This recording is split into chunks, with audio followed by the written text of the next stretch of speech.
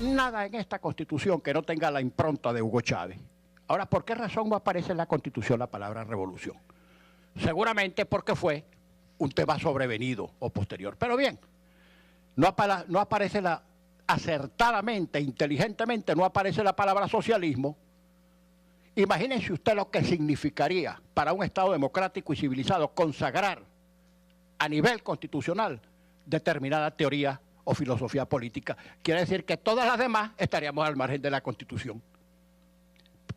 Afortunadamente, esta Constitución no habla de socialismo. Como sería impropio también que hablara de socialdemocracia o de liberalismo o de democracia cristiana o de lo que fuera, porque el Estado plural y democrático no puede consagrar en la Constitución y como régimen de Estado ninguna teoría, ningún credo político, porque eso es excluyente, porque eso es hegemónico. Mire, Nicolás, créame que lo que le voy a decir se lo voy a decir con el corazón porque yo estoy pensando en mi país. Yo nací aquí y aquí me van a enterrar. El éxito de esto que estamos haciendo aquí, la verdad es que depende muy poco de nosotros, depende de usted que es el jefe del Estado. Porque todas las decisiones que hay que tomar y todas las propuestas que vamos a hacer pasan por una decisión del jefe del Estado. Este proceso se salva si el jefe del Estado resuelve. Si el jefe del Estado no resuelve, este proceso murió al nacer.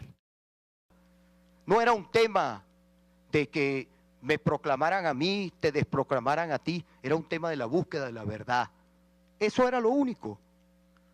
Esa situación, querramos o no querramos, y todo lo que ha sido el secuestro de los poderes en nuestro país, nos ha llevado a esta crisis política, porque hay una crisis política desde ese día. Querramos o no querramos reconocerla. El 14 de abril, quieran o ustedes reconocerlo o no, este país cambió. Bueno, esas son entre las cosas duras que se dijeron. Y vamos a escuchar a Julio Montoya, continuando con sus opiniones, con su exposición desde Maracaibo, de esta lectura que usted hace de esto de anoche. ¿De qué sirvió esa reunión de anoche, Julio Montoya, realmente? Con los fines prácticos inmediatos ante la realidad de la calle. Primero coincido con Poleo cuando plantea de que ahí hubo más que un diálogo, fue un debate. Y es verdad, fue una primera reunión. Hay un conjunto de peticiones que no sabemos si ellos le van a parar o no. Pero ahí se dijeron cosas incluso más duras, porque no solo se reivindicó la protesta, se puede seguir con el diálogo y se puede ir con la protesta. Eso se han hecho en todas las naciones del mundo. En este momento, en Colombia, la FARC y el gobierno se están reuniendo en Cuba y la guerra continúa, por ejemplo. Entonces, de alguna manera, nosotros mantenemos la protesta en la calle y de alguna manera reivindicamos la posibilidad de encontrar rutas para la democracia. Ahí se dieron cosas más duras, se dijo nada más y nada menos que si no se le para esto revienta, por ejemplo. Henry Ramos lo dijo con claridad, esto puede morir al nacer. Nosotros estamos haciendo un esfuerzo en evitar que este país llegue a ríos de sangre. Nosotros estamos haciendo un esfuerzo a que este régimen dictatorial continúe abusando y violando los derechos humanos en Venezuela. Pero todo esto es con la gente en la calle. Entonces, nosotros no somos esquiroles, como pretenden decir algunos, de esta lucha. Y otra cosa, aquí no es que están los mismos que en 15 años han dirigido la oposición. Eso tampoco es cierto.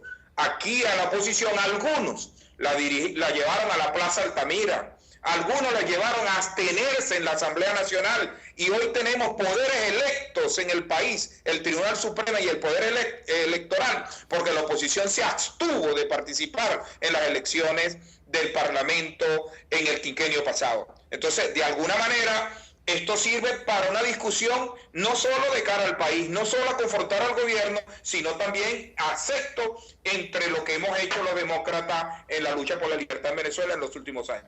Gracias, Julio Montoya, por esta conexión. Muchas gracias y hasta una próxima oportunidad. Muchas gracias. Un abrazo en la distancia. Alberto Franceschi, cuando Julio Montoya hablaba, usted hacía así con la cabeza. ¿A qué se refería usted? ¿Qué quería usted decir con ese movimiento horizontal? No, de la testa, como dirían los italianos. Es un reflejo de lo que hacía Carlos Andrés, que cuando quería decir que hacía así. Mira, es muy sencillo. Las opiniones de Julio Montoya yo la respeto, por supuesto, está de este lado. Nunca hay que olvidar que hay dos lados de la barricada, solo que este lado de la barricada no está completa, porque la gente que está peleando no se siente interpretada por lo que están allí en ese diálogo. Ese diálogo fue un show a favor del gobierno, a favor de la moderación. Ese es el show de aquellos que han compartido el régimen, son su oposición. Esa oposición que usted ve allí muere con este régimen, porque este régimen no sale ni con diálogo, ni con elecciones, ni con referéndum. Sale porque lo van a expulsar los habitantes indignados con ese régimen y con sus cómplices. Sale como a tiro en una guerra civil. No sé, porque hay un chantaje que se ejerce cotidianamente, que es o soportamos esta manera educada y civilizada de hacer las cosas, o ríos de sangre vendrán. Eso es un chantaje vulgar. Esos mequetrefes, esos asesinos a sueldo del gobierno, ese que estaba allí de los Tupamaros, esas bandas nazis que están matando estudiantes, son, al fin y al cabo, derrotables por la movilización general del país. Entonces viene el otro argumento, que la moderación ha ganado un espacio enorme porque el diálogo los representa, etcétera. Yo no veo que vayamos a ningún lado después de 12 años de moderación, porque lo único que se importa en Venezuela es precisamente evitar que la moderación nos lleve otra vez a el callejón sin salida, de volver a insistir, de volver a seguir con el bendito régimen este de piratas y de asesinos a sueldo de Cuba, porque ahora el problema central es la independencia nacional. Ninguno nombró a Cuba, ninguno nombró que el país está ocupado por los cubanos. Rafael Poleo quiere la palabra. Claro. No se puede descalificar a la gente de esa manera. En todo equipo hay distintos estilos que se utilizan según las circunstancias. La Iglesia Católica es experta en eso. Nosotros tenemos allá un obispo que se puede considerar chavista, que es el obispo del Táchira. ¿Y quién propició tras bastidores esta reunión? ¿La Iglesia? La Iglesia ha venido propiciando esta situación general que vivimos. La situación. Pero ¿quién dijo que están los estudiantes desplazados? ¿Quién dijo que por esa reunión se acabó la protesta? Allí dijo Aveledo que había...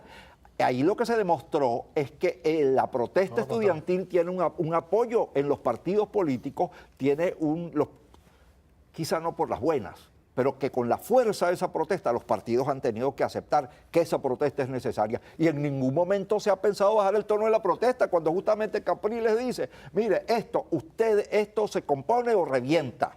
Julio, y ese fue el tono.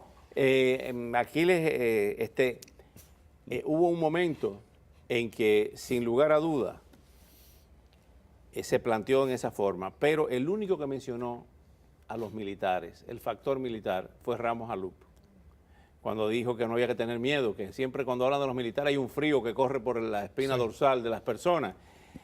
Ese protagonismo de las Fuerzas Armadas, ¿el gobierno lo tiene controlado o realmente puede haber una fractura allí que sería el elemento determinante, el detonante de un choque de trenes? Ahí tiene que haber una fractura forzosamente, porque ya sabemos que la cúpula militar está metida en todas las negociatas imaginables, habidas y por haber, pero los cuadros medios forzosamente están padeciendo la inflación, la escasez y la delincuencia, igual que el resto de la población, y además no están recibiendo las mismas prebendas que los altos mandos militares. De modo que hay una fractura por la naturaleza de la dinámica socioeconómica del país.